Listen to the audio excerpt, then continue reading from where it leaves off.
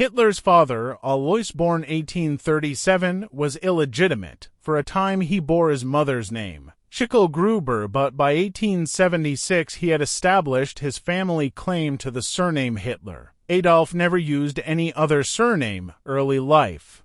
After his father's retirement from the state customs service, Adolf Hitler spent most of his childhood in Linz, the capital of Upper Austria. It remained his favorite city throughout his life, and he expressed his wish to be buried there. Alois Hitler died in 1903, but left an adequate pension and savings to support his wife and children. Although Hitler feared and disliked his father, he was a devoted son to his mother, who died after much suffering in 1907 with a mixed record as a student.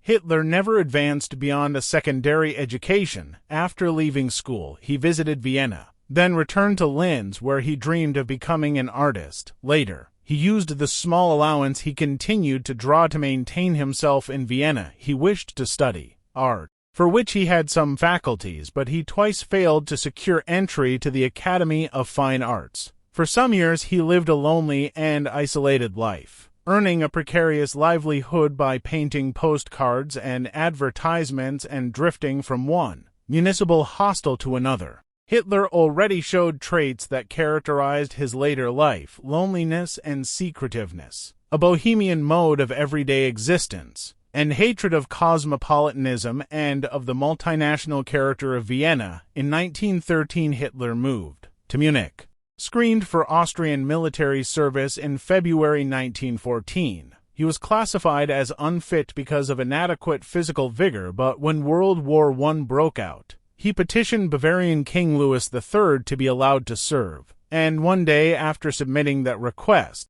he was notified that he would be permitted to join the 16th Bavarian Reserve Infantry Regiment. After some 8 weeks of training, Hitler was deployed in October 1914 to Belgium, where he participated in the First Battle of Ypres. He served throughout the war, was wounded in October 1916, and was gassed 2 years later near Ypres. He was hospitalized when the conflict ended. During the war, he was continuously in the front line as a headquarters runner. His bravery in action was rewarded with the Iron Cross, second class, in December 1914, and the Iron Cross, first class, a rare decoration for a corporal. In August 1918, he greeted the war with enthusiasm, as a great relief from the frustration and aimlessness of civilian life. He found discipline and comradeship satisfying and was confirmed in his belief in the heroic virtues of war. Rise to power of Adolf Hitler. Discharged from the hospital amid the social chaos that followed Germany's defeat,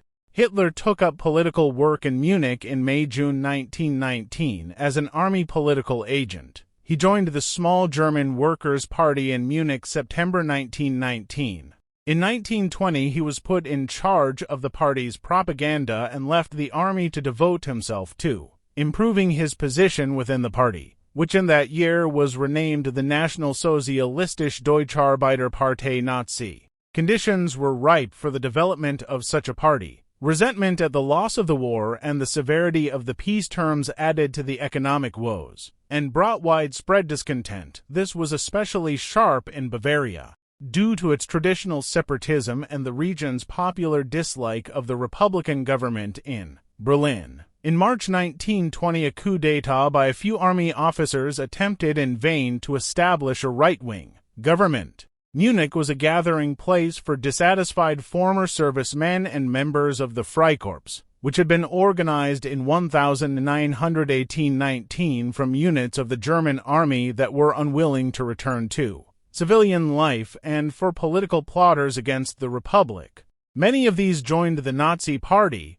Foremost among them was Ernst Rem, a staff member of the District Army Command, who had joined the German Workers' Party before Hitler and who was of great help in furthering Hitler's rise within the party. It was he who recruited the strong-arm squads used by Hitler to protect party meetings, to attack socialists and communists, and to exploit violence for the impression of strength it gave. In 1921, these squads were formally organized under Rem into a private party army, the Sturmabteilung. Rem was also able to secure protection from the Bavarian government, which depended on the local army command for the maintenance of order and which tacitly accepted some of his terrorist tactics.